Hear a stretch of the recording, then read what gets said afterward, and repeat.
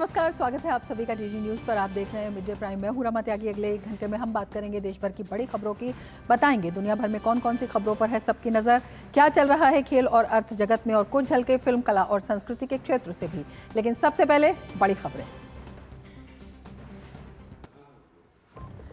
पश्चिम Asia में बढ़ते तनाव और हॉर्मुज जलडमरू मध्य में जहाजों पर हुए हमलों के बीच विदेश मंत्रालय ने ईरानी डिप्लोमेट्स को किया तलब। ईरानी डिप्टी चीफ ऑफ मिशन भी शामिल। भारत का संयम बरतने का आह्वान।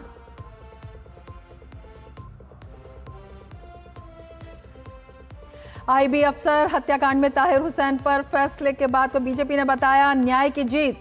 मामले को लेकर बीजेपी का आम आदमी पार्टी पर निशाना। अरविंद केजरीवाल पर लगाया आरोपियों को राजनीतिक संरक्षण देने का आरोप।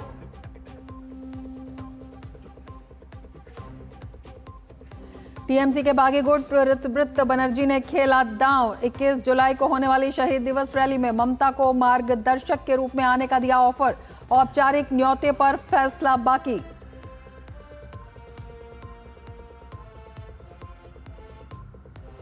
केंद्रीय मंत्री गिरिराज सिंह ने किया भारत टेक्स 2026 का शुभारंभ। आयोजन में वस्त्र, फैशन, प्रौद्योगिकी, नवाचार, व्यापार के क्षेत्र में भारत के बढ़ते वैश्विक नेतृत्व का प्रदर्शन।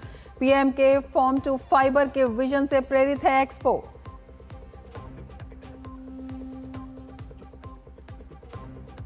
असम और अरुणाचल प्रदेश में बाढ़ से जनजीवन अस्त व्यस्त। लगभग 61 गांव बाढ़ से प्रभावित। कई जिलों में तेज बारिश की संभावना। प्रशासन अलर्ट।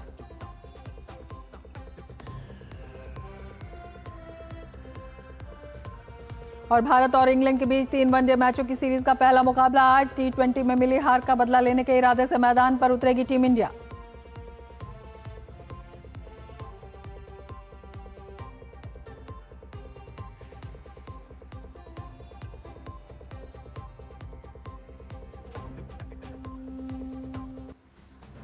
और अब विस्तार से समाचार। भारत की सबसे बड़ी वैश्विक वस्त्र प्रदर्शनी भारत टेक्स 2026 का आज से नई दिल्ली के भारत मंडपम में शुभारंभ हो गया है। इस प्रदर्शनी का उद्घाटन केंद्रीय वस्त्र मंत्री गिरिराज सिंह ने किया। 4 दिवसीय इस आयोजन में वस्त्र, फैशन, स्थिरता, प्रौद्योगिकी, नवाचार, निवेश और अंतर्राष्ट्रीय व्यापार के क्षेत्र में भारत के बढ़ते वैश्विक नेतृत्व का प्रदर्शन किया जाएगा। यह आयोजन निर्माताओं, निर्यातकों, वैश्विक खरीदारों, निवेशकों, नीति निर्माताओं, अंतर्राष्ट्रीय प्रतिनिधिमंडलों, कारीगरों, स्टार्टअप्स और प्रौद्योगिकी प्रदाताओं को एक साथ लाएगा। प्रधानमंत्री नरेंद्र मोदी के 5F vision, farm to fibre to factory to fashion to foreign से प्रेरित होकर भारत टेक्स 2026 कपड़ा मूल्य श्रृंखला में व्यापार, निवेश, नवाचार, नीतिगत संवाद और रणनीतिक साझेदारी के लिए एक प्रमुख वैश्विक मंच के रूप में विकसित हुआ है।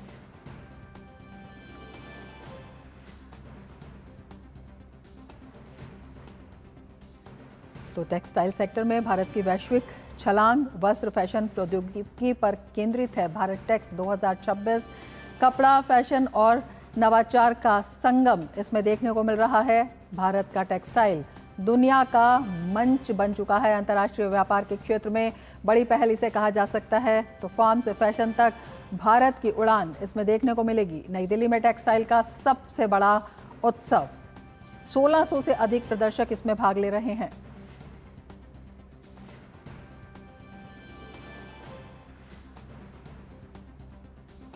मोदी जी ने 2024 में भारत टैक्स का शुभारंभ किया था, लेकिन दूसरे भारत टैक्स आते आते इंटरनेशनल इवेंट्स बन गया। और ये इसलिए मैं कह रहा हूं, एग्जीबिटर, बायर, सेलर, विजिटर सबों की संख्या में ज़्यादा बढ़ोतरी हो रही है। दुनिया में लगभग 900 बिलियन डॉलर का ये मार्केट साइज है। मैं उम्मीद कर रहा हूँ माननीय प्रधानमंत्री के नेतृत्व में हम इस बार जो हमने 100 बिलियन डॉलर का रखा है लक्ष्य 2030 में, इस बार हम उसमें बड़े गुणात्मक वृद्धि देखेंगे। और हमारी संवाददाता सुयश शर्मा हमारे साथ जुड़े हुए हैं इस वक्त और ज़्यादा जानकारी के साथ। सुयश, आपसे जानना चाहेंगे किस तरह से अगर टेक्सटाइल क्षेत्र में देखते हैं तो भारत की वैश्विक छलांग इसे कहा जा सकता है, किस तरह से दुनिया भर के जो निर्यातक हैं, दुनिया भर के जो निर्माता हैं, दुनिया भर के जो टेक्स और फैशन से संबंधित इंडस्ट्री है उसको एक बड़ा मंच यहाँ पर मिलता हुआ दिखाई दे रहा है।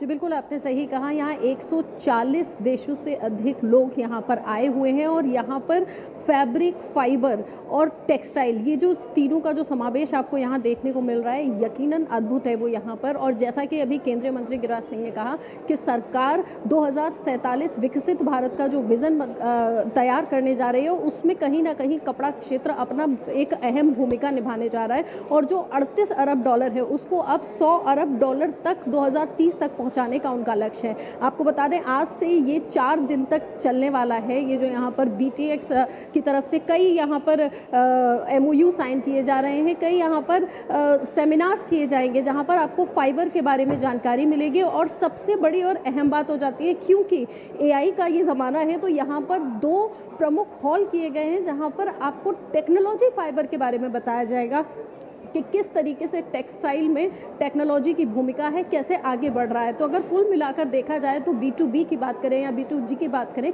यहाँ पर आपको सारे समावेश देखने को मिलेंगे। और जो लोग बाहर से आए, आज सुबह भी हमने देखा कि जब केंद्रीय मंत्री गिरिराज सिंह ने जैसे ही उद्घाटन किया, उसके बाद जो यहाँ पर भारत टेक्स है उसका, और साथ में पेरिस के साथ में जो साक्षात्कार किया गया है, जो साइन हुआ है, उसके बाद यकीनन फैशन की दुनिया में भी भारत, देखिए भारत अब तक टेक्सटाइल में आगे बढ़ा है। और अब क्यों ना, न सिर्फ टेक्सटाइल को न सिर्फ वो बना रहा है, मैन्युफैक्चरिंग करेगा, बल्कि फैशन के दौर में भी आपको भारत आगे की तरफ बढ़ता हुआ नजर आएगा। और जैसा हम देख रहे हैं कि न सिर्फ निर्यातक के तौर पे बल्कि एक अहम भूमिका निभाता हुआ विश्व के पटल पर टेक्सटाइल के क्षेत्र में आपको भारत यहाँ करता हुआ नजर आ रहा है। बिल्कुल सुयश, इस जो पूरे आयोजन में कई तरह के जो सेशंस हैं, सत्र हैं, वो भी आयोजित किए जा रहे हैं अलग अलग कंट्रीज़ के साथ। उनके बारे में भी हमें समझाइए कि उसमें क्या क्या होने वाला है और किस तरह से, जिस तरह से हम फैशन को कह रहे हैं, इंडस्ट्री को कह रहे हैं, एक नई दिशा और वैश्विक गुणवत्ता के अनुरूप जिस तरह से साझेदारी की बात होती है,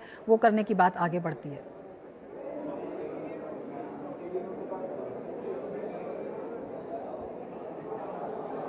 जी, जैसा कि मैंने आपको अभी बताया कि यहाँ पर अलग अलग सेशंस लिए जा रहे हैं और उन सेशंस में टेक्नोलॉजी के बारे में बताया जाएगा। अलग अलग उन सेशंस में ये बताया जाएगा जो नवाचार है, किस तरीके से उसको आप लेकर जा सकते हैं, फाइबर को आप कैसे फैब्रिक में बदल सकते हैं, उन तमाम बातों की जानकारी इन तमाम सेशंस पे यहाँ पे की जाएगी। और सबसे महत्वपूर्ण और अहम सेशन जो इस बार लिए गए हैं, जैसा कि B2G अध्यक्ष ने भी हमें बताया कि वो यहाँ पर सबसे अहम है, जो टेक्निकल सेशन इस बार रखे गए हैं। 140 से अधिक जो कंट्रीज से जो लोग यहाँ पर आए हुए हैं, वो यहाँ पर उन सेशंस को अटेंड करेंगे। तो उसके बाद जब 4 दिन बाद, कहते हैं ना कि जब 4 दिन यहाँ पर ख़त्म होंगे और 4 दिन तक चलने वाले, और सबसे अहम महत्वपूर्ण बात ये हो जाती है कि जो कई राज्य हैं भारत के, वो भी इस पर जुड़े हुए हैं। तो अब ये राष्ट्रीय न रहकर के जो अंतर्राष्ट्रीय ये जो फेयर यहाँ पर लगा हुआ है, आप कह सकते हैं कि टेक्सटाइल के क्षेत्र में बिल्कुल सुयश, वोकल फॉर लोकल की जो बात हो रही है, साझेदारी वैश्विक वोकल फॉर लोकल और लोकल से ग्लोबल की दिशा में आगे बढ़ता हुआ दिखाई देता है। जो सेशंस की हम बात कर रहे हैं, जिस तरह से अमेरिका के साथ जो कपास की साझेदारी है उसको लेकर बड़ी बात होने वाली है, न्यूजीलैंड की जो यार्न और वूल के साथ साझेदारी है उसको लेकर बड़ी बात होगी। इसी तरह जो अन्य कंट्रीज हैं उनके साथ भी जो वैश्विक जो उत्पाद हैं, लोकल उत्पाद हैं, उनकी गुणवत्ता को कैसे बढ़ाया जाए, उनमें वैल्यू एडिशन कैसे किया जाए, उस संबंध में बातचीत होने वाली है। तो ये किस तरह से, जिस तरह से हमने देखा, केंद्रीय मंत्री भी अभी कह रहे थे कि इस बार हमने $100 बिलियन का लक्ष्य रखा था और अब इसको हम 2 गुना करेंगे, तो उसको कैसे बढ़त मिलती हुई दिखाई देगी?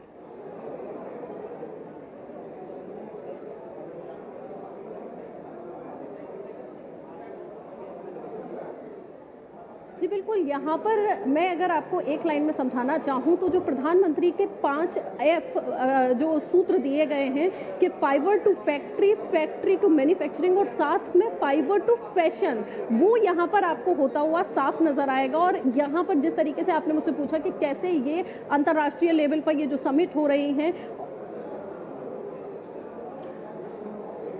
अंतर्राष्ट्रीय लेवल पे ये जो समिट हो रहे हैं, यकीनन इनसे जो मैन्युफैक्चरिंग, देखिए भारत हमेशा निर्यात के तौर पर आगे बढ़ा है, लेकिन अब यहाँ पर एक मैन्युफैक्चरिंग हब और जितनी भी 140 से अधिक जो कंट्रीज़ यहाँ पर आ रही हैं, आपको बता दें उन देशों में जो अहम भूमिकाएं होंगी, जो बैठकें होंगी, चाहे वो B2B की हो या B2G की हो, उन सभी का जो मेज़बानी कर रहा है वो भारत कर रहा है। तो यकीनन जो चाहे टेक्नोलॉजी को लेकर के हो, फाइबर के निर्यात को लेकर के हो या उसको समझने को लेकर के हो, तो भारत जिस तरीके से अपनी भूमिका निभाएगा वो विश्व के पटल पर नजर होती हुई आएगी आपको। बिल्कुल सुयश, प्रधानमंत्री ने जो 5F की एक अवधारणा दी है वो भी कैसे इसमें पूरी होती हुई दिखाई दे रही है, वो भी थोड़ा सा बताइए, क्योंकि विभिन्न राज्यों से जो अलग अलग प्रदर्शक हैं वो इसमें शामिल हो रहे हैं और जब वो अंतर्राष्ट्रीय जो स्टेक होल्डर्स हैं उनके साथ मिलेंगे तो किस तरह से इसमें भी एक नया रास्ता मिलता हुआ दिखाई देगा।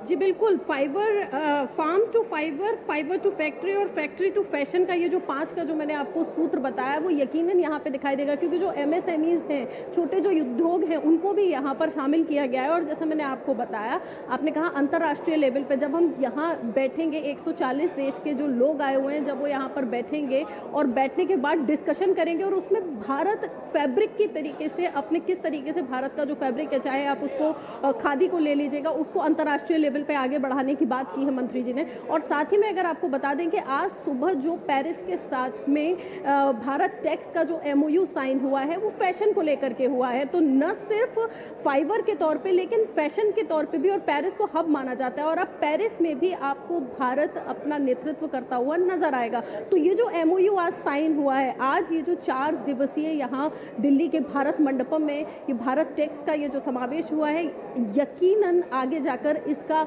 जो आपको रिजल्ट देखने को मिलेगा वो वस्त्र के क्षेत्र में भी भारत पूरी दुनिया में नेतृत्व करता हुआ आपको नजर आएगा। बिल्कुल, आप नजर बनाए रखिए। शुक्रिया पूरी जानकारी के लिए।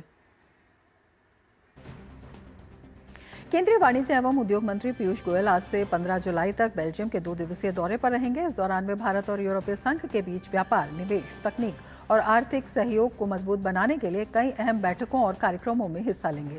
दौरे के दौरान पीयूष गोयल तीसरी भारत यूरोपीय संघ ट्रेड एंड टेक्नोलॉजी काउंसिल की मंत्री स्तरीय बैठक की सह अध्यक्षता करेंगे। इस बैठक में व्यापार को आसान बनाने, नई तकनीक, आर्थिक सुरक्षा, मजबूत सप्लाई चेन और निवेश के नए अवसरों पर चर्चा होगी। केंद्रीय मंत्री एंटवर्प बंदरगाह और एंटवर्प वर्ल्ड डायमंड सेंटर का भी दौरा करेंगे। एंटवर्प बंदरगाह यूरोप का एक प्रमुख लॉजिस्टिक्स हब है। यहाँ वे माल ढुलाई, ग्रीन लॉजिस्टिक्स और सप्लाई चेन की बेहतर व्यवस्थाओं का जायजा लेंगे। वहीं एंटवर्प वर्ल्ड डायमंड सेंटर में वे वैश्विक हीरा कारोबार, हीरो की प्रमाणन प्रक्रिया, जिम्मेदार सोर्सिंग और भारत के रत्न एवं आभूषण उद्योग के लिए नए अवसरों की जानकारी लेंगे। अपने दौरे के दौरान पीयूष गोयल यूरोपीय आयोग की अध्यक्ष, यूरोपीय परिषद के अध्यक्ष और बेल्जियम के प्रधानमंत्री सहित कई वरिष्ठ यूरोपीय नेताओं से मुलाकात करेंगे। इसके अलावा वे बेल्जियम के उप प्रधानमंत्री एवं रोजगार, अर्थव्यवस्था और कृषि मंत्री डेविड क्लारेनबॉल तथा यूरोपीय संघ के व्यापार और आर्थिक सुरक्षा आयुक्त मारोस शेफकोविच के साथ द्विपक्षीय वार्ता करेंगे। इससे पहले अपनी विदेश यात्रा के पहले चरण में पीयूष गोयल ने स्पेन में इंडिया स्पेन बिजनेस फोरम में 4 मुख्य सुझाव दिए, जिसमें एक दूसरे के भविष्य में ज़्यादा से ज़्यादा निवेश और भारत EU FTA के खुलने वाले सभी मौक़ों का फायदा उठाना मुख्य रहा। इसके साथ ही पीयूष गोयल ने टूरिज्म और टैलेंट को जोड़ने पर भी बल दिया।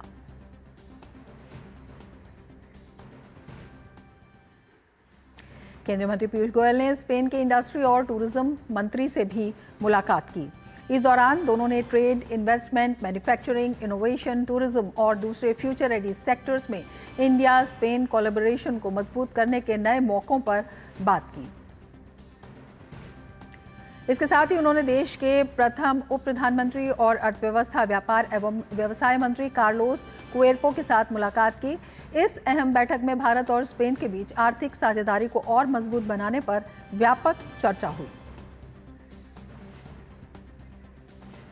विदेश मंत्री डॉक्टर एस जयशंकर आज से 2 दिन के ब्रसेल्स दौरे पर जा रहे हैं, जहां वे तीसरे इंडिया EU ट्रेड और टेक्नोलॉजी काउंसिल मीटिंग में शामिल होंगे और अपने EU और बेल्जियम के समकक्षों से बातचीत करेंगे। डॉक्टर जयशंकर की ये ब्रसेल्स यात्रा भारत और यूरोपीय संघ के बीच बढ़ते आर्थिक और रणनीतिक सहयोग को दर्शाती है। वे यूरोपीय ब्लॉक के साथ द्विपक्षीय व्यापार और तकनीकी सहयोग को गति देने वाले मुद्दों पर चर्चा कर रहे हैं।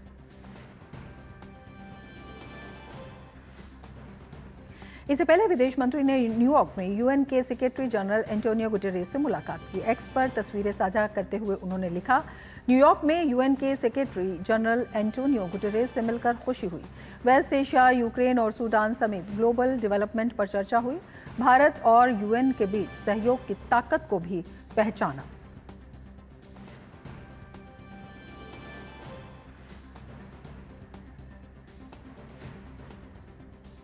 इसके साथ ही भारत ने संयुक्त राष्ट्र सुरक्षा परिषद की 2028-29 की अवधि के लिए अस्थायी सदस्यता हासिल करने के उद्देश्य से सोमवार को अपना आधिकारिक प्रचार अभियान शुरू किया। विदेश मंत्री एस जयशंकर ने संयुक्त राष्ट्र मुख्यालय में आयोजित एक विशेष कार्यक्रम के दौरान शांति संयुक्त राष्ट्र सुरक्षा परिषद 2028-29 के लिए भारत मानदंड, विश्वास और निष्ठा अभियान की शुरुआत की। इस कार्यक्रम में संयुक्त राष्ट्र में विभिन्न देशों के स्थायी प्रतिनिधि, राजनयिक और वरिष्ठ अधिकारी मौजूद थे। भारत ने कहा कि संयुक्त राष्ट्र के प्रति उसका दृष्टिकोण शांति की अवधारणा पर आधारित है, जिसका अर्थ है मानदंडों, विश्वास और निष्ठा के माध्यम से समग्र प्रगति सुनिश्चित करना। इससे पहले भारत वर्ष 2021-22 की अवधि में सुरक्षा परिषद का अस्थायी सदस्य रह चुका है। वर्ष 2028-29 की अवधि के लिए चुनाव अगले वर्ष जून में होंगे। एशिया प्रशांत समूह की एकमात्र सीट के लिए भारत और ताजिकिस्तान के बीच मुकाबला होगा। विदेश मंत्री डॉक्टर एस जयशंकर ने इस मौके पर कहा, भारत टेरर फाइनेंसिंग को रोकने पर ध्यान देने, टेररिस्ट ग्रुप्स की लिस्टिंग के लिए ऑब्जेक्टिव और सबूतों पर आधारित प्रस्तावों को बढ़ावा देने के लिए कमिटेड है।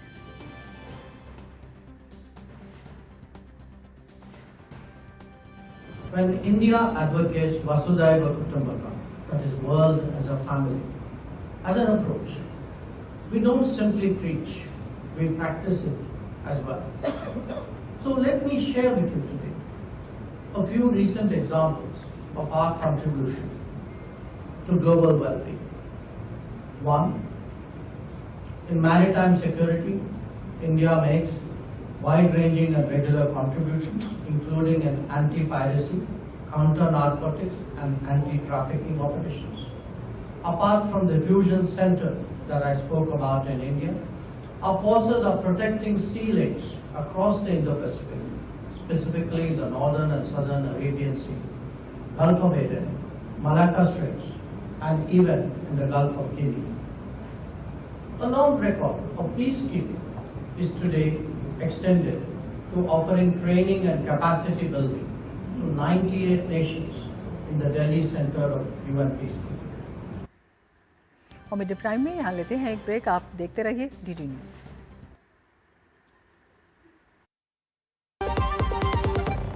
हर जीत की शुरुआत होती है छोटे छोटे कदमों से और हर छोटी तैयारी बदल सकती है पूरा नतीजा। क्योंकि मैदान हो या जिंदगी, छोटी से छोटी तैयारी ही देती है प्रोटेक्शन और प्रोटेक्शन ही देता है भरोसा। जैसे LIC की बीमा लक्ष्मी, एक खास प्लान सिर्फ महिलाओं के लिए, जहां छोटी बचत दे बड़ी सुरक्षा, ताकि जिंदगी के हर मैदान में आप रहे हर पल के लिए रेडी। LIC बीमा लक्ष्मी, रखे हर पल के लिए रेडी। पर्यटन केवल घूमने फिरने तक सीमित नहीं, बल्कि संस्कृति, रोजगार और आर्थिक विकास का मजबूत आधार है। प्रधानमंत्री श्री नरेंद्र मोदी की मंशा अनुरूप और मुख्यमंत्री डॉक्टर मोहन यादव के नेतृत्व में मध्य प्रदेश का पर्यटन अब अंतर्राष्ट्रीय स्तर पर नई पहचान बना रहा है। वसुधैव कुटुम्बकम की भावना के साथ मध्य प्रदेश देश विदेश से आने वाले हर पर्यटक का आत्मीय स्वागत कर रहा है। मध्य प्रदेश आके हमें प्रकृति, संस्कृति और आध्यात्मिकता का अनुभव हुआ। यहाँ की साफ सफाई, व्यवस्थाएं और लोगों का अपनापन हमारी यात्रा को यादगार बना गया। मध्य प्रदेश सरकार का बहुत बहुत धन्यवाद। ग्रामीण पर्यटन, वेलनेस और इको टूरिज्म जैसे नए क्षेत्रों पर विशेष फोकस के साथ मध्य प्रदेश सतत विकास और बेहतर पर्यटन अनुभव की दिशा में तेजी से आगे बढ़ रहा है। धार्मिक पर्यटन की दृष्टि से और अन्य पर्यटकों की दृष्टि से अगर कोई पर्यटक आए किसी राज्य में, हाँ हमें गर्व है मध्य प्रदेश वो स्थान है जहाँ सर्वाधिक रूप से टूरिज्म का सेक्टर सबसे अच्छी गति से बढ़ा। बढ़ता है, खेलता है, झूलता उछलता है, दौड़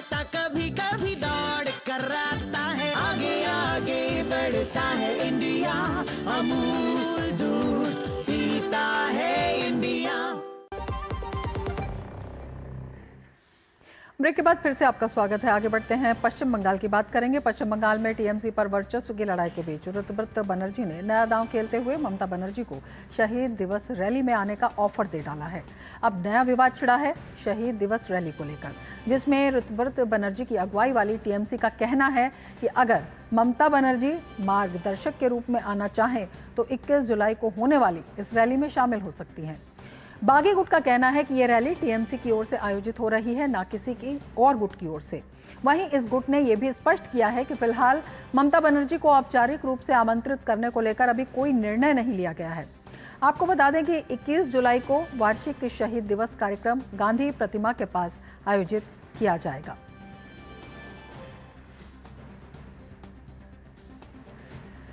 तो ममता बनर्जी की जो मुश्किलें हैं और ज़्यादा बढ़ती हुई नज़र आ रही हैं। अब टीएमसी में ही उन्हें मार्गदर्शक के रूप में आमंत्रित किया गया है, औपचारिक न्योता उन्हें नहीं दिया गया है। ये कहा गया है ऋतुव्रत बनर्जी की तरफ से कि अगर मार्गदर्शक के रूप में वो शामिल होना चाहती हैं तो हो सकती हैं। हमारे संवाददाता सौरभ बनर्जी हमारे साथ जुड़े हुए हैं, सौरभ दत्ता हमारे साथ जुड़े हुए हैं। सौरभ, किस तरह से आप देखते हैं ममता बनर्जी को? पहले तो निशान के ऊपर ही, पार्टी के निशान के ऊपर दो गुटों में लड़ाई, और अब जो है उन्हें मार्गदर्शक के रूप में कहने को आपको लगता है कि इनडायरेक्ट रूप में कहा जा रहा है कि आप मार्गदर्शक के रूप में बने रहिए अब बस? रमा जी, देखिए, पिछले एक हफ्ता में ऋतुव्रत बनर्जी की जो तृणमूल है, उस ऋतुव्रत बनर्जी के उस तृणमूल में काफी सारे ऐसे चेहरे देखे गए हैं जो काफी सारे लोग भी कल्पना नहीं कर सकते थे कि ये सारे चेहरे भी ऋतुव्रत बनर्जी के साथ जा सकते हैं। और उसमें जो सबसे चर्चित नाम है वो है अनुव्रत मंडल का नाम, जो बीरभूम के नेता है और ममता बनर्जी की काफी खास मानी जाती है। और उसी खेमे में एक तरफ काजल शेख भी है और अनुव्रत मंडल भी है, यानी दोनों जो आमने सामने होते हैं बीरभूम में, वही दो लोग आज एक गुट के अंदर है। तो ऐसे बहुत सारे नाम है। जो पोल डे के वक्त, जिस दिन पोल हुआ था बंगाल में, भवानीपुर की चुनाव जिस दिन हुआ था, ममता बनर्जी जिस काउंसिलर के घर गई थी, वहां पर बैठी रही, जिसके बाइक पर लास्ट डे पर कैंपेन किए, वो काउंसिलर भी अभी ऋतुव्रत बनर्जी के साथ है। असीम बोस के बारे में बात कर रहा हूं। तो ये जो सारे चेहरे हैं, और आज भी काउंसिलर्स की एक बैठक है 21 जुलाई की, जो प्रिपरेशन है उस प्रिपरेशन को लेकर, और इसके पहले विधायकों की बैठक हो गई। पूरे जिले में, बंगाल की जो 23 जिले हैं, 23 जिले में से नॉर्थ 24 परगना को छोड़कर और एक दो जिले को छोड़कर सारे जिले में वो लोग जिला प्रेसिडेंट भी तय कर चुके हैं, कौन कौन डिस्ट्रिक्ट प्रेसिडेंट होगा। तो ये जो सारे एक तरफ से ऋतुव्रत बनर्जी ये मैसेज देना चाहते हैं कि वो सिर्फ दावा नहीं कर रहे हैं कि टीएमसी के वो असली टीएमसी है, वाकई में टीएमसी के जो सारे चेहरे हैं।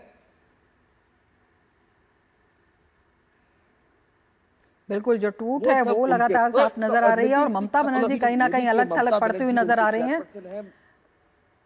बिल्कुल, और ऋतुव्रत बनर्जी ने जो ये कहा है, ये रैली जो है ये किसी गुट की नहीं है और उसमें औपचारिक निमंत्रण अभी तक नहीं दिया गया है ममता बनर्जी को, जबकि 21 जुलाई को ये वार्षिक शहीद दिवस की रैली है।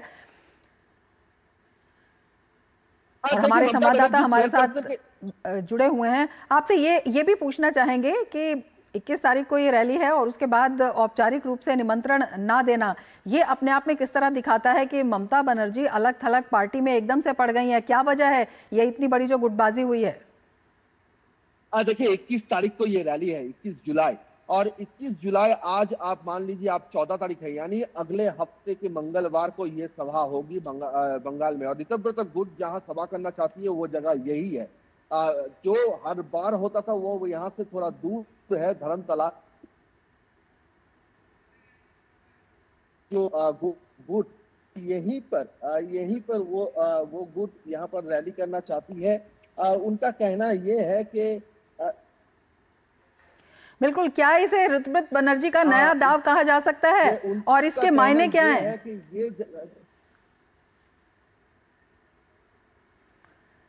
सौरभ, हमारी आवाज आप तक आ रही है?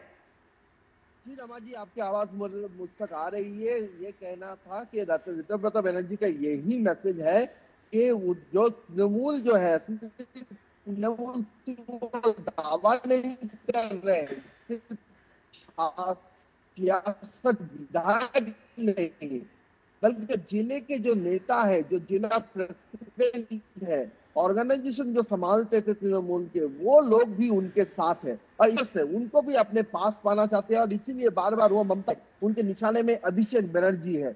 उनका कहना है कि अभिषेक बनर्जी अगर पार्टी में नहीं रहते हैं, पद में नहीं रहते तो वो वापस चले जाएंगे, कोई दिक्कत नहीं है। ममता बनर्जी से उनको कोई बैर नहीं है। ये एक तरह से ये माना जा रहा है असल में ऋतु बनर्जी की जो गुट है वो स्ट्रेटेजिकली खेल रहे हैं। जो टीएमसी के जो सपोर्टर्स हैं उनको ये कहना चाहते हैं कि हमें ममता बनर्जी से कोई परहेज नहीं है, लेकिन अभिषेक बनर्जी की वजह से ही पार्टी का ये हाल हुआ है, तो वो अभिषेक बनर्जी को नेता नहीं मानेंगे।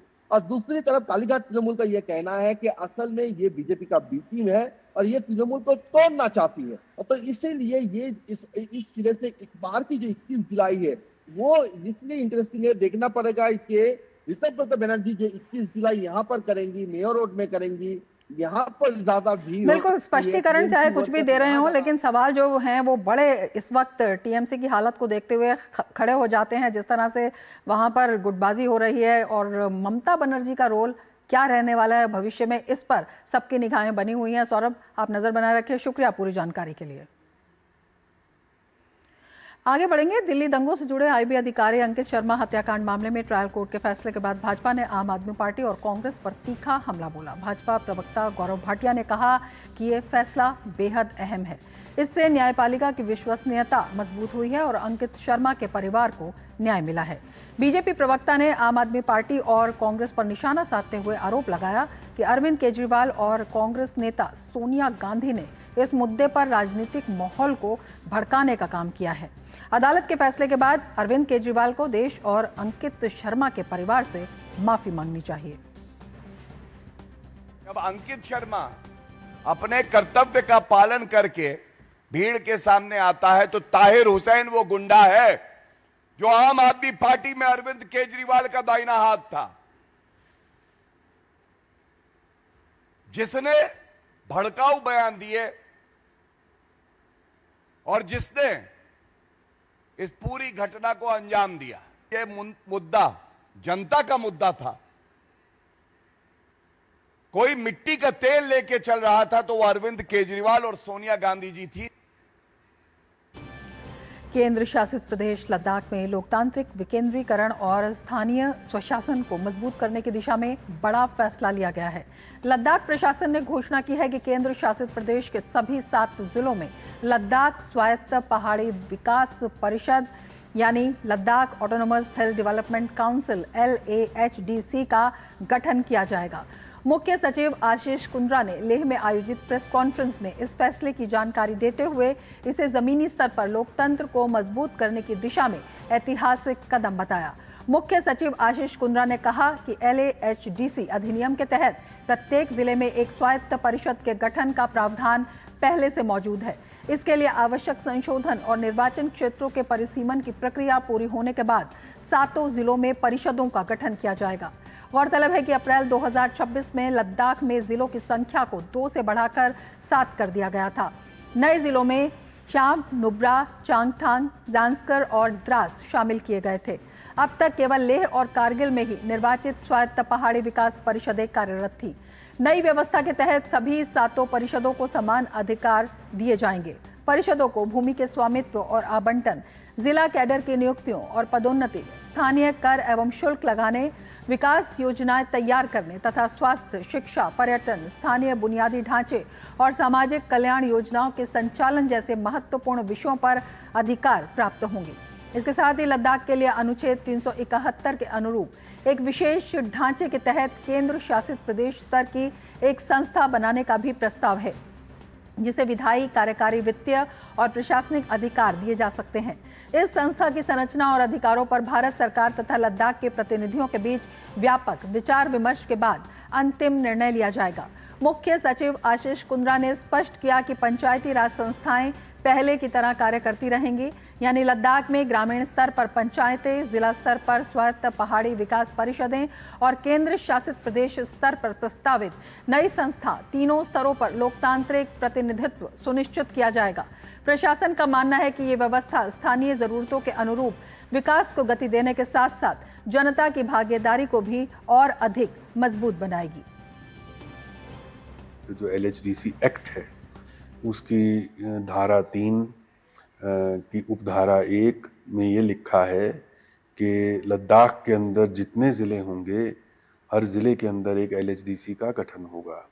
तो सरकार ने फैसला लिया है कि ये जो प्रावधान है कानून का उसका अनुपालन हम करेंगे। केंद्र सरकार ने हर पहलू पर लद्दाख के लोगों को साथ लेकर उनकी जो उनके मन में एक आकांक्षा थी उसको पूर्ण करने के लिए जो कदम उठाने मुनासिब थे वो उठाए हैं और अगले कुछ हफ्तों महीनों में इसमें और तेज़ी आएगी और 2026 मुझे लगता है कि एक वाटरशेड ईयर होगा लद्दाख की हिस्ट्री।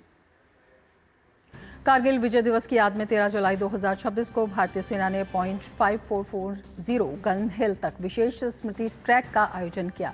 इस ट्रैक का उद्देश्य ऑपरेशन विजय के दौरान अदम्य साहस और सटीक फायर पावर का परिचय देने वाली आर्टिलरी रेजिमेंट गनर्स को श्रद्धांजलि अर्पित करना था। इस स्मृति ट्रैक में कुल 137 सैनिकों ने भाग लिया। भारतीय सेना ने गनर्स के साहस, बलिदान और समर्पण को याद करते हुए कहा कि उनकी लगातार और प्रभावी फायर पावर ने महत्वपूर्ण चोटियों पर कब्जा दिलाने में निर्णायक भूमिका निभाई और कारगिल युद्ध में भारत की विजय का मार्ग प्रशस्त किया। यह आयोजन कारगिल के वीर सैनिकों के शौर्य को नमन करने और नई पीढ़ी को उनके बलिदान से प्रेरणा लेने के उद्देश्य से आयोजित किया गया।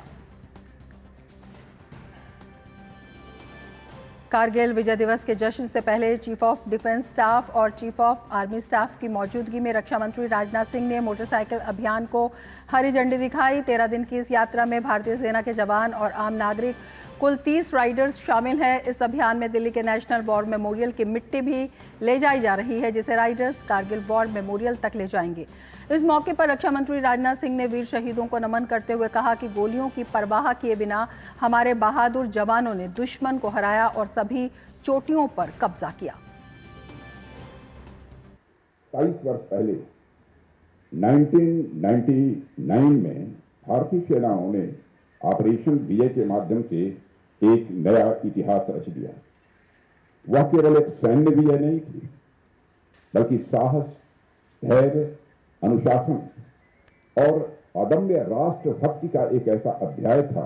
लगभग 20,000 फीट की ऊंचाई, जहां सांस लेना भी कठिन हो जाता था, जहां ऑक्सीजन कम होती है, जहां तापमान -40 डिग्री तक पहुंच जाता है, ऐसे दुर्गम और प्रतिकूल वातावरण में हमारे वीर सैनिकों ने असंभव को संभव करके दिखाया है। आगे बढ़ते हैं। ईरान और अमेरिका एक बार फिर से युद्ध के मैदान में उतर चुके हैं। ट्रंप ने पहले ही ऐलान कर दिया है कि सीज़फायर खत्म हो चुका है, यानी अमेरिका अब खुलकर ईरान पर हमले कर रहा है। लगातार तीसरे दिन ईरान के कई ठिकानों पर अमेरिका ने बम बरसाए। अमेरिकी सेंट्रल कमांड के मुताबिक करीब 5 घंटे तक चले हमलों में बुशहर, चाबहार, जास, कोनाक, अबू मूसा और बंदर अब्बास से सैन्य ठिकानों को निशाना बनाया गया, जिसके बाद ईरान ने भी पलटवार किया है। ईरान एक तरफ हॉर्मुज में जहाज़ों को निशाना बना रहा है, दूसरी तरफ अमेरिका के सहयोगी देशों पर लगातार मिसाइल बरसा रहा है।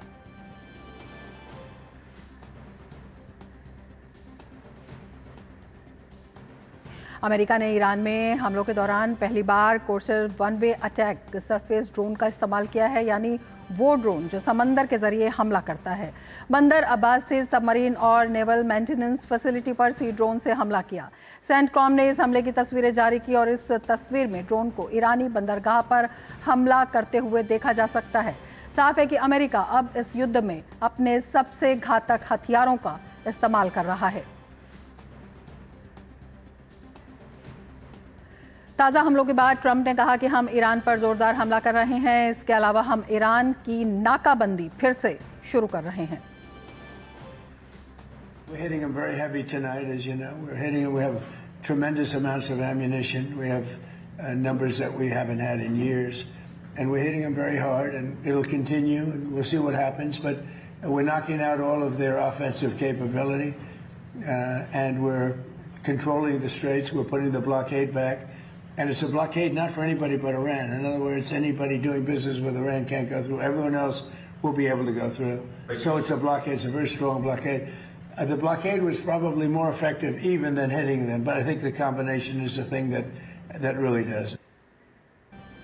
इस बीच अमेरिका ने एक बड़ा ऐलान किया। ट्रंप ने पत्रकारों से बात करते हुए कहा कि अमेरिका हॉर्मुज स्ट्रेट पर टोल लगाने पर विचार कर रहा है। सुनिए हॉर्मुज में टोल पर ट्रंप ने क्या कहा। Yeah, I want to be reimbursed because we're protecting a very rich portion of the world. We're spending money. And so what we've done is we are going to be reimbursed for protection. We're protecting by the countries that we're helping. For instance, you look at the 5 countries. You have Saudi Arabia, you have UAE, you have Qatar, or Qatar as I always say, you have Qatar, Bahrain, and by the way, you have others. You have Kuwait and you have others, and they will do very well. वहीं सबके बीच Hormuz जल डमरू मध्य में Iran के हमले में एक भारतीय की मौत के बाद सरकार ने ईरान के उप राजदूत को तलब किया है। आपको बता दें कि ईरान ने यूएई के मोम्बासा और अल बहिया नाम के टैंकरों पर मिसाइल से हमला किया था, जिसमें एक भारतीय नाविक की मौत हुई थी और कई नाविक घायल हुए थे। अब भारत ने इस मामले को ईरान के सामने उठाया है। भारत ने ईरान के उप राजदूत को तलब किया और इस घटना पर स्पष्टीकरण मांगा है। भारत ने अपने नागरिकों की सुरक्षा को लेकर गहरी चिंता जाहिर की है। तो भारतीय नागरिक की मौत पर सरकार सख्त है और ईरान के राजनयिक को तलब किया है। भारत ने ईरानी हमले पर विरोध भी जताया है। हमारे संवाददाता अखिलेश सुमन और ज़्यादा जानकारी के साथ जुड़े हुए हैं। अखिलेश, जिस तरह से भारत ने जो ईरान के राजनयिक को तलब भी किया है और इस घटना पर कड़ा विरोध जताया है, किस तरह से इस पूरे घटनाक्रम को देखते हैं? देखिए रमा, जिस समय मैं आपसे बात कर रहा हूं, अभी तुरंत विदेश मंत्रालय का एक प्रेस बयान आया है और उस बयान ने उन्होंने इस तरह के जो हमले हो रहे हैं स्टेट ऑफ हॉर्मुज में, उस पर उन्होंने काफ़ी निंदा की है।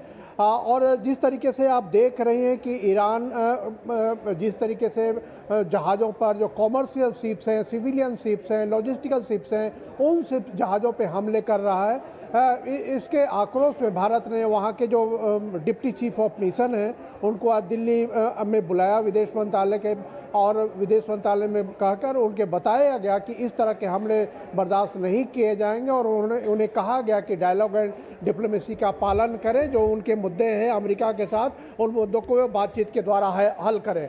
तो देखिए इस तरह की घटनाएं बढ़ती जा रही हैं। कई घटनाएं ऐसी हुई हैं जिसमें कि ईरान ने जो आने वाले जो शिप्स हैं उन शिप्स पर हमला किया है। और जैसा कि आप जानती हैं कि रमा की भारत के जो नाविक हैं वो तकरीबन सभी जहाज़ों में मौजूद हैं, वहाँ काम करते हैं,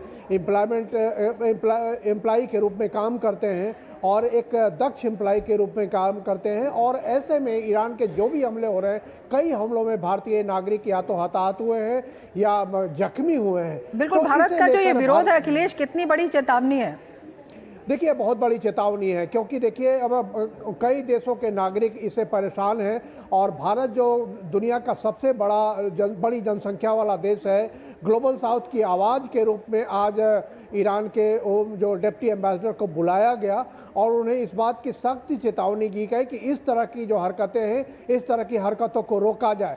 जो स्टेट ऑफ हॉर्मुज है, state of Hormuz international water है, ये दुनिया की पूरी सार्वजनिक संपत्ति है, इसे किसी एक देश का अधिकार नहीं है और किसी भी जहाज़ की आवाजाही को रोकना जो है एक तरीके से जो अंतर्राष्ट्रीय कानून का उल्लंघन है। तो भारत ने इस पर कड़ी चेतावनी दी है ईरान को और कहा गया है कि भारत की जो चिंताएं हैं और भारत की चेतावनी से ईरान की जो सरकार है उन्हें अवगत कराया जाए। बिल्कुल अखिलेश, आपसे ये भी समझना चाहेंगे जो अंतर्राष्ट्रीय जल कानून है इस तरह का, उसमें किस तरह के जो प्रावधान है और ईरान किस तरह से उन कानूनों का, उन प्रावधानों का उल्लंघन कर रहा है और इसके खिलाफ किस तरह से जो पूरा विश्व है वो एकजुट भी होता हुआ दिखाई दे रहा है?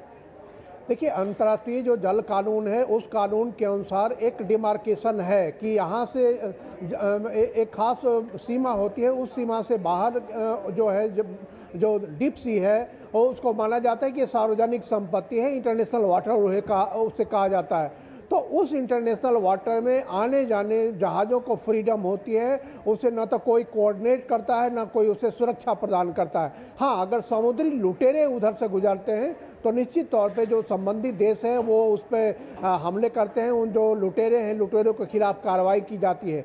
कई बार कई देश भी मिलकर ऐसे समुद्री लुटेरों के खिलाफ कार्रवाई करते हैं, लेकिन जो कमर्शियल शिप्स हैं या सिविलियन शिप्स हैं या जो लॉजिस्टिकल शिप्स हैं, इस तरह के जो शिप्स हैं, इस तरह के शिप्स को कोई नुकसान नहीं पहुंचाया जाता, कोई हमला नहीं किया जाता। और ऐसे शिप अगर किसी संकट में पड़ते हैं तो उनको यहाँ तक कि उन्हें सहायता पहुँचाई जाती है।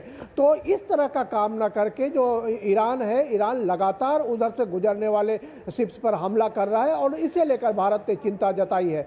देखिए, ये सर्वविदित है कि ईरान और अमेरिका के बीच में एक जंग छिड़ी हुई है। ये बीच में बातचीत होती है, जंग रुक जाती है, बीच में बातचीत टूटती है और फिर ये हमले शुरू कर देते हैं। और निश्चित तौर पे ईरान का जो लगता है कि वो चाहते हैं कि स्ट्रेट ऑफ हॉर्मुज के बहाने वो जो न्यूक्लियर डील पे उनकी जो बातचीत चल रही है अमेरिका के साथ, उसमें कोई शिथिलता लें, उसमें कोई कंसेशन लें, तो इसे एक बार्गेनिंग ट्यूब के रूप में स्ट्रेट ऑफ हॉर्मुज को इस्तेमाल किया जा रहा है। लेकिन इसका क्या कोई असर अमेरिका पे दिखाई दे रहा है? क्योंकि अमेरिका ने भी अब जिस तरह से टोल लगाने का संकेत दिया है, ब्लॉकेट की बात कही है कई इलाकों में, और उन्होंने स्पष्ट तौर पर अगर ट्रंप का स्टेटमेंट हम सुनते हैं, उन्होंने कहा है जो ईरान के समर्थक हैं उन पर ये लगाया जाएगा। तो ये किस तरह से आप इस संघर्ष के बीच में इसको देखते हैं? देखिए, अभी तक निश्चित तौर पे न तो अमेरिका पे कोई असर पड़ा है और न ही ईरान पे कोई असर पड़ा है। ईरान और अमेरिका दोनों ने दुनिया की अपीलों को नज़रअंदाज किया है, लेकिन ये बात सही है कि ईरान ने पहले स्ट्रेट ऑफ हॉर्मुज को क्लोज किया और स्ट्रेट ऑफ हॉर्मुज को सभी तरह के जहाज़ों पर उन्होंने पाबंदी लगा गुजरने की। उन्होंने कहा कि हमसे कोऑर्डिनेट करके ही वहाँ से जहाज़ गुजर सकते हैं, जो कि ईरान का एक गैर कानूनी तरीका है कि ईरान को इस तरह का कोई अधिकार नहीं है। उसके बाद अमेरिका ने दबाव बनाया, ईरान ने उस दबाव को नहीं माना, हमले भी किए अमेरिका ने, हमले से भी ईरान नहीं माना। तो अब अमेरिका ने ब्लॉकेट की घोषणा की है कि ईरान जाने वाले कोई जहाज़ हो और ईरान से आने वाले कोई जहाज़ हो। तो मतलब जो गल्फ ऑफ ओमान में कोई भी ईरान का जहाज़ न जा पाएगा, ईरान जाने वाला, न ईरान से आने वाला। जो अरेबियन सी है, अरेबियन सी में भी नहीं जा पाएगा। तो ये जो ब्लॉकेड है, एक उत्तर और प्रत्युत्तर के रूप में ये चल रहा है। तो ब्लॉकेड जो है एक ईरान ने जो स्ट्रेट ऑफ हॉर्मुज को क्लोज कर दिया है, उसके जवाब में अमेरिका दिया है। और जहाँ तक ये 20% टैक्स की बात है, तो अभी तक तो कोई जहाज़ पर किसी तरह का टैक्स नहीं लगा है। ईरान ने भी कहा है कि वो भी टैक्स लेंगे, ईरान को भी कोई नहीं जानता कि उन्होंने कोई टैक्स लगाया है। तो ये दबाव की राजनीति दोनों एक दूसरे के खिलाफ कर रहे हैं और देखना ये है कि ये दबाव की राजनीति कितना काम करती है। या तो ईरान को रोक पाती है स्ट्रेट ऑफ हॉर्मुज को क्लोज करने से, या अमेरिका जो है वो ईरान के साथ कोई समझौता करके स्ट्रेट ऑफ हॉर्मुज को खुलवाने में सफलता प्राप्त करता है। बिल्कुल, समझौते की दिशा में जो पहली कोशिशें हैं वो नाकाम होती हुई दिखाई दी हैं। अखिलेश, अभी आपको क्या लगता है जो कुछ बैकडोर बातचीत भी बीच में हो रही थी, क्या वो भी चल रही है? उसमें किस तरह से, और जिस तरह से जो ईरान है अंतर्राष्ट्रीय कानूनों का भी कहीं जैसे जल कानून का इसका उल्लंघन कर रहा है, तो इस दिशा में भी ईरान के ऊपर कुछ दबाव बनाया जाएगा, कुछ बातचीत इस दिशा में भी की जा रही है? देखिए, दुनिया का कोई देश अभी तक ईरान पे कोई दबाव नहीं बना पाया है। औपचारिक और अनौपचारिक जो भी बातें उनकी हुई है, ईरान पर किसी भी तरीके का दबाव काम नहीं आया है। लेकिन ये बात ईरान को पता है कि दुनिया के तकरीबन सभी देश स्ट्रेट ऑफ हॉर्मुज के क्लोजर से परेशान हैं। सारे देशों की जो अर्थव्यवस्था है, अर्थव्यवस्था पर नकारात्मक असर पड़ा है स्ट्रेट ऑफ हॉर्मुज के क्लोज होने से। और ऐसे में ईरान ने इस तरह के संकेत अपनी तरफ से नहीं दिए हैं कि वो स्ट्रेट ऑफ हॉर्मुज को पूरी तरह खोलने को तैयार है। हाँ, हालांकि उन्होंने इस बात के संकेत दिए हैं कि वो कुछ देशों को हो सकता है कुछ कंसेशन देंगे स्ट्रेट ऑफ हॉर्मुज से निकलने में, जिसका कि उन्होंने कहा कि मित्र देशों को वो निकलने में कंसेशन देंगे, दुश्मन देशों को नहीं निकलने देंगे, उनके जहाज़ों को नहीं निकलने देंगे। लेकिन अभी तक कोई भी दबाव ईरान पे काम नहीं आया है। और जो बातचीत हुई है अमेरिका और ईरान के बीच में, थोड़े दिन के लिए लगा कि ईरान ने स्ट्रेट ऑफ हॉर्मुज को छोड़ दिया, लेकिन उसके बाद फिर ईरान ने हॉर्मुज को बंद करने का ऐलान कर दिया। वहाँ से गुजरने वाले जहाज़ों पर फिर से हमले शुरू कर दिए बिना कोई प्रोवोकेशन के, जबकि उन दोनों के बीच में, अमेरिका और ईरान के बीच में बातचीत जारी होनी थी। अमेरिका ने भी हमले कर दिए, बंद कर दिए थे, और इसके बावजूद ईरान ने जब हमले शुरू कर दिए स्टेट ऑफ हॉर्मुज़ के जानों पर, काफी गंभीर स्थिति वहां पर बनती हुई नजर आ रही है। अखिलेश, आप नजर बनाए रखिए। बहुत शुक्रिया तमाम जानकारी के लिए। आगे बढ़ेंगे। रेल मंत्री अश्विनी वैष्णव ने भारतीय रेलवे के लिए बड़े सुधारों की घोषणा की है। रेल मंत्री ने कहा है कि फ्लाई ऐश के लिए स्पेशल कंटेनर डिजाइन किया गया है, जिसमें लोडिंग टॉप से होगी और डिस्चार्ज साइड से होगा। इससे प्रदूषण को रोकने में कामयाबी मिलेगी। फ्लाई ऐश का एक अच्छा ट्रांसपोर्टेशन मैकेनिज्म बना सकते हैं, तो then we can use fly ash in economic way, cement में प्रोडक्शन में यूज कर सकते हैं, या फिर रोड कंस्ट्रक्शन या किसी दूसरे कंस्ट्रक्शन में हम काम में ले सकते हैं। फ्लाई ऐश के लिए स्पेशल कंटेनर डिजाइन किया है, जिसमें लोडिंग होगी टॉप से। एक कंटेनर अगर आप इमेजिन कीजिए, लोडिंग टॉप से होगी और उसका डिस्चार्ज होगा साइड से। कंटेनर के अंदर है तो वो धूल मिट्टी होने का उसका पॉसिबिलिटी नहीं है। दूसरा, जब आपको यूज करना हो उसको, आज सीमेंट का प्रोडक्शन में इसका इतना यूज होगा, तो एक एक कंटेनर उसको खाली करके कन्वेयर बेल्ट पे लगा के उसका यूज कर सकते हो। तो भारतीय रेलवे के लिए कई सुधारों की आज घोषणा की गई है। आगे बढ़ेंगे। असम के कई जिलों में बाढ़ से जनजीवन अस्त व्यस्त है। मूसलाधार बारिश और कुछ नदियों के उफान के कारण कई इलाके जलमग्न हैं। मौसम विभाग ने अगले कुछ दिनों तक राज्य में बारिश का अलर्ट जारी किया है। इस वक्त हम आपको गुवाहाटी, लखीमपुर, ईटानगर और पानबाड़ी की तस्वीरें दिखा रहे हैं, जहां बाढ़ और लगातार हो रही बारिश का असर साफ देखा जा सकता है। तो ये गुवाहाटी की, लखीमपुर की, ईटानगर की और पानबाड़ी की तस्वीरें हैं, जहां पर बाढ़ का असर दिखाई दे रहा है। तमाम इलाके जो हैं जलमग्न है और कहीं कहीं पर पानी जो है रिहायशी इलाकों में घुसता दिखाई दे रहा है। तो काफ़ी दिक्कतें वहां पर जन सामान्य को हो रही हैं। जनजीवन उससे बाधित होता हुआ दिखाई दे रहा है। कहीं कहीं पर पानी का स्तर काफ़ी ऊंचा दिखाई दे रहा है। जो नदियां हैं वो उफान से ऊपर बह रही हैं और जो रिहायशी इलाके हैं वहां भी जल जमाव की स्थिति जो है लगातार दिखाई दे रही है। तो ये बाढ़ से बेहाल असम की तस्वीरें हैं। गुवाहाटी की हैं, लखीमपुर की हैं, ईटानगर की हैं और पानबाड़ी की ये तस्वीरें आप देख रहे हैं, जहां पर बारिश से हाल बेहाल हो चुका है। लोगों को काफ़ी दिक्कतों का सामना वहां पर करना पड़ रहा है अपने दैनिक कार्यों में, और जो पानी है वो कई कई जगह पर घुटनों तक भर गया है और रिहायशी इलाके भी पानी की चपेट में आते हुए दिखाई दे रहे हैं और नदियां जो हैं वो भारी उफान पर दिखाई दे रही हैं। तो ये असम की तस्वीरें आप देख रही हैं, किस तरह से बारिश से वहां पर हालात बिगड़ते हुए नजर आ रहे हैं। असम में बाढ़ की स्थिति को लेकर भाजपा विधायक दिगंता कलिता ने कहा है कि सरकार प्रभावित लोगों को हर संभव सहायता उपलब्ध करा रही है। बाढ़ प्रभावित लोगों की सुरक्षा सरकार की प्राथमिकता है और राहत कार्य लगातार जारी है।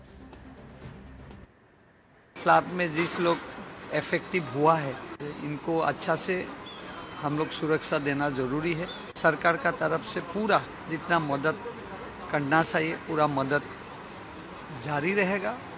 और ये 2 महीना थोड़ा प्रॉब्लम है ही, तो हमारा जितना हम लोग कर सकते हैं हम लोग डेफिनेटली करूँगा।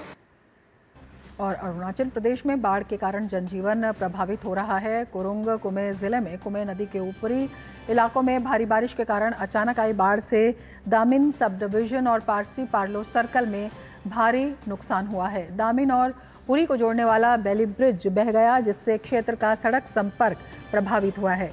जिला परिषद चेयरपर्सन संघ ताजिक ने राज्य और केंद्र सरकार से क्षतिग्रस्त पुलियों और सड़कों की जल्द मरम्मत की मांग की है।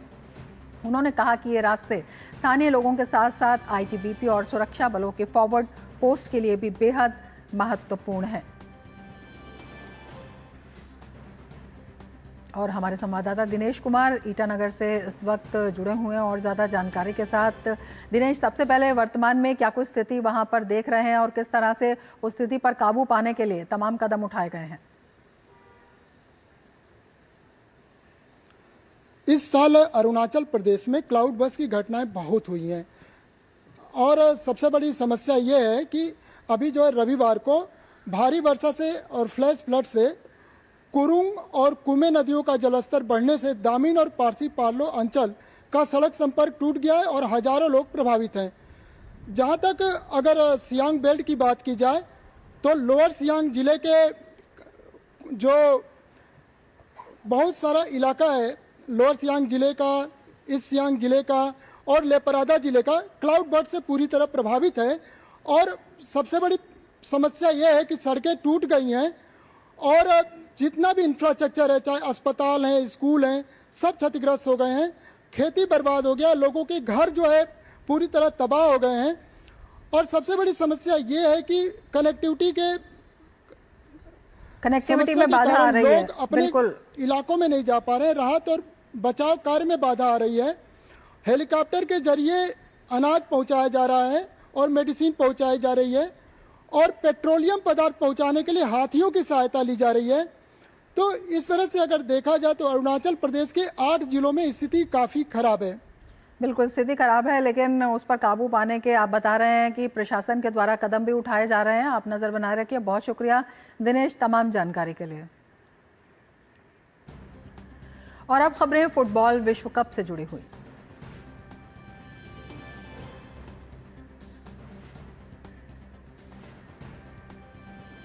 और फीफा वर्ल्ड कप की बात करें, फीफा वर्ल्ड कप अब उस मुकाम पर पहुंच चुका है जहां पर हर पास, हर टैकल और हर गोल इतिहास लिख सकता है। टूर्नामेंट में अब सिर्फ 4 टीमें बची हैं और दुनिया की निगाहें टेक्सास के आर्लिंगटन पर टिकी हैं, जहां सेमीफाइनल में आमने सामने हैं 2 फुटबॉल महाशक्तियां, फ्रांस और स्पेन।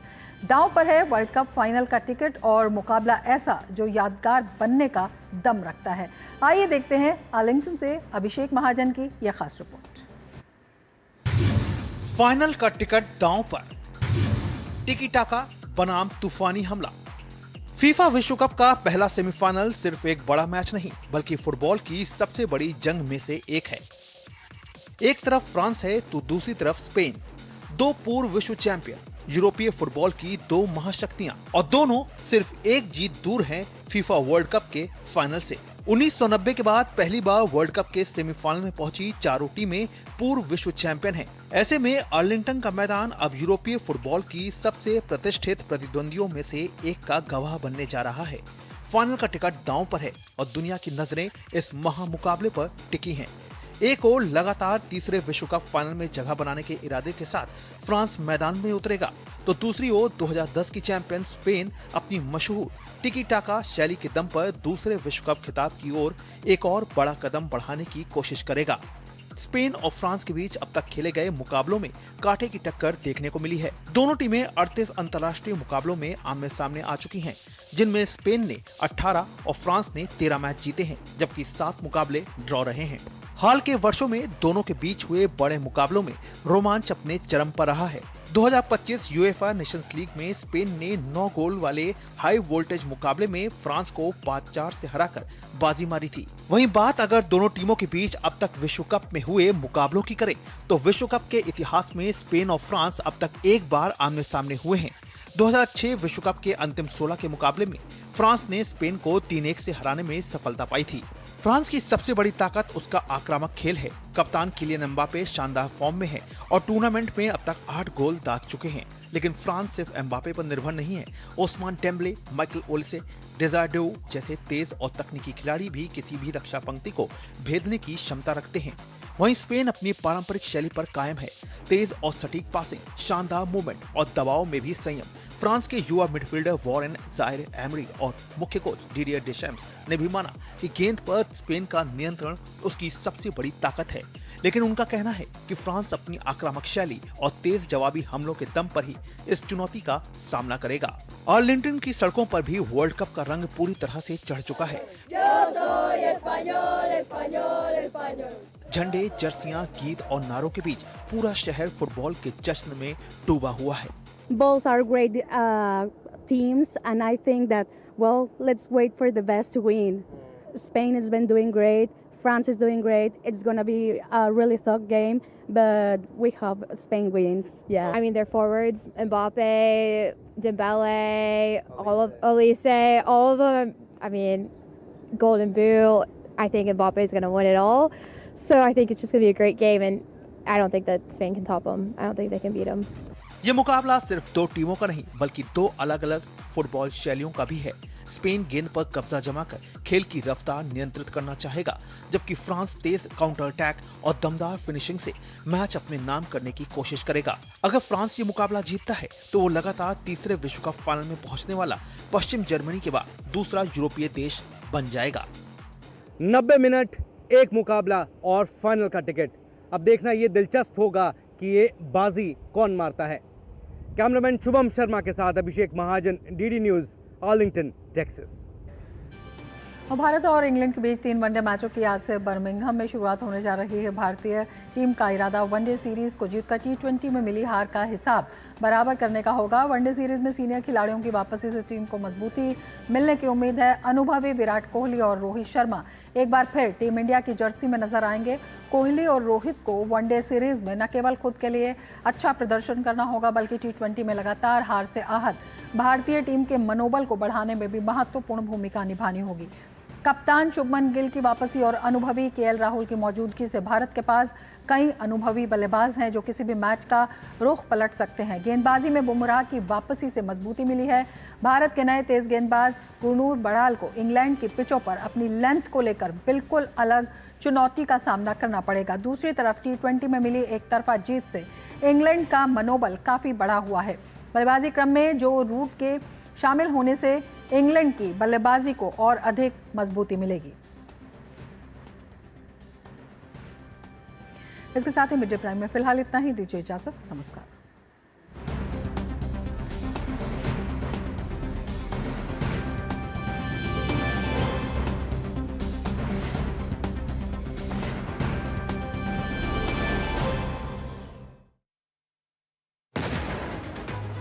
भारत की सेना ने स्ट्राइक की है।